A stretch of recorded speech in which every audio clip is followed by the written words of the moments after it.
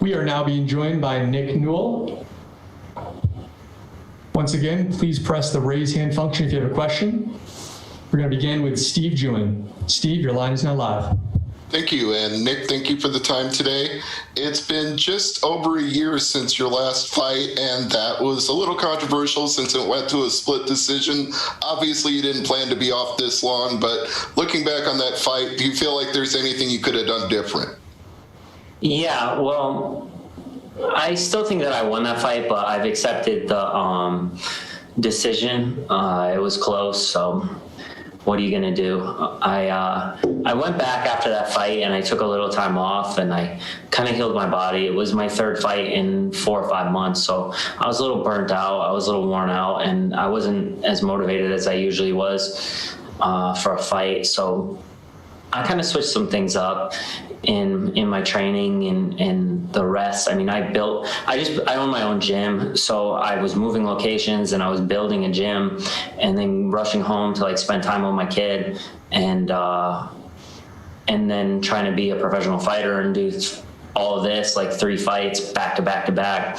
So I kind of just wore myself into the ground and I found out that I was doing a thing called redlining too much. So I was running myself training too hard, overtraining every day, and it's hard to bounce back from that. So I kind of hired some new people. I brought some new people on board in my camp, and I slowed things down. And during the day, I actually rest.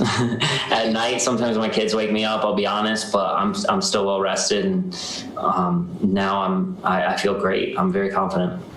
And finally, for me, you obviously have gotten more rest since then and trained better since then, but you were expecting to fight in March. This Zach Zane fight has been on the books for a while, so how has the extended camp worked out for you?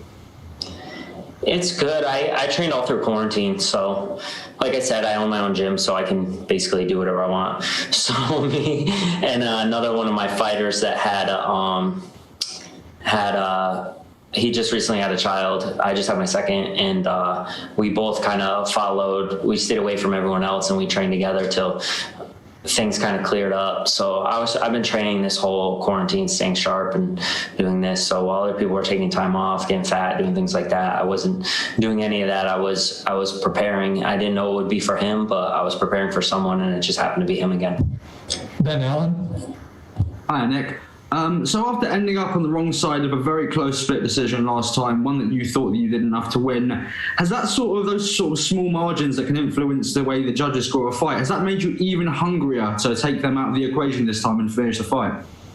I mean, if you look at my record, I usually always finish the fight. I think 16 wins, I have 13 first-round wins.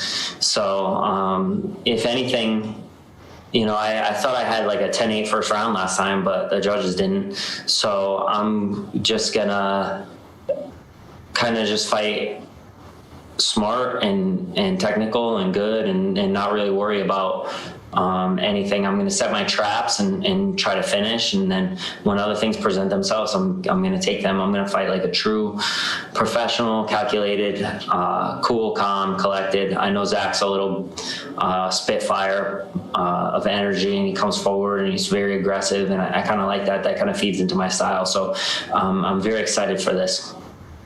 And like you said before, you've built up a reputation as a bit of a finisher, especially in the grappling department. And your opponent, Zach, he's won 10 of his 14 wins via submission. Do you think it's inevitable this fight's going to hit the floor?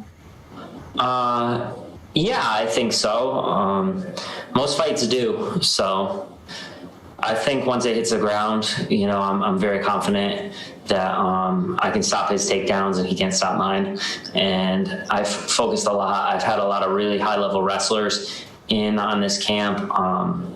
There wasn't really a lot of places to train this quarantine. A lot of places are closed down, especially colleges and stuff like that. So I took the best wrestlers I could find, and I was like, hey, you guys need a place to train? And I trained with them. So my wrestling is looking really sharp. It's something that I've slept on in the past, because I'm a wrestler, I'm good, I'll win this, but you got to keep the blade sharp. So I've trained with a lot of really, really good wrestlers this camp, and I'm very confident. Max? Hi, Nick. You've been in a roller coaster. You were retired in 2015. You fought in LFA. You entered Contender Series. And now you're here in Bellator. Do you feel like this is your home now? Yeah, Bellator is the best. I love Bellator.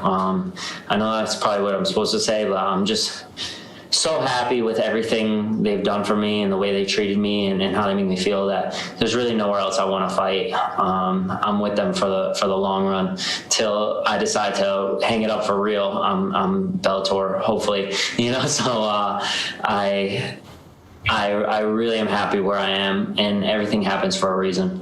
Connor? Hey, Nick, how you doing? I'm good. Obviously, you've been in this game for a while now. You've always bounced back from a loss and have always, kind of risen near the top of whatever promotion you've been in. So at 34, does this feel like the start of maybe one more final run at a major title? Yeah, I mean, this is definitely, I'm a little older than a lot of other lightweights, but that time I took off to heal myself and fix these injuries and do these things was crucial. So I feel like I set myself back 2.5 years by taking 2.5 years off. So really it's more like I'm like 31-ish, maybe just turned 32. So I don't have as many miles on me as I think. Obviously I have a lot of fights and I've been doing this a long time, but I definitely know that I can hang with the best guys in the world. I've done it in practice. I've trained with these guys that are world ranked and champions, and I wouldn't be doing this if I didn't think that it was a possibility that I could compete with them. Thanks, Nick. Jay Anderson? Hey, Nick, welcome back.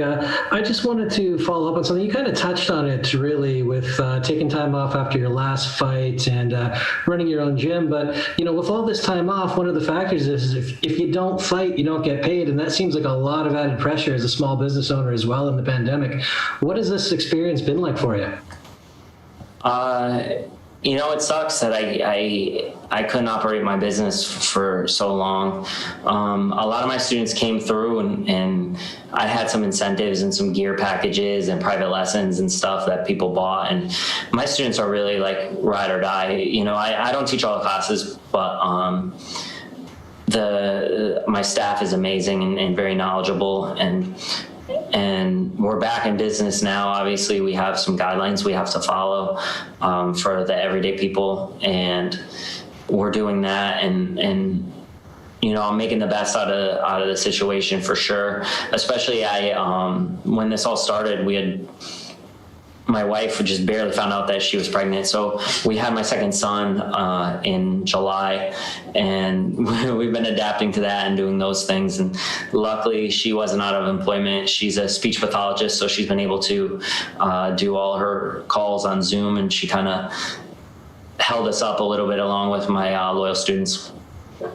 That's good to hear. Also, Bellator paid me for that fight too. That's awesome to hear. They paid me my full burst for that fight, so it's like I got paid, so it kind of actually went a long way to hold me over and support my family. And we got a minivan from it, which is kind of dope.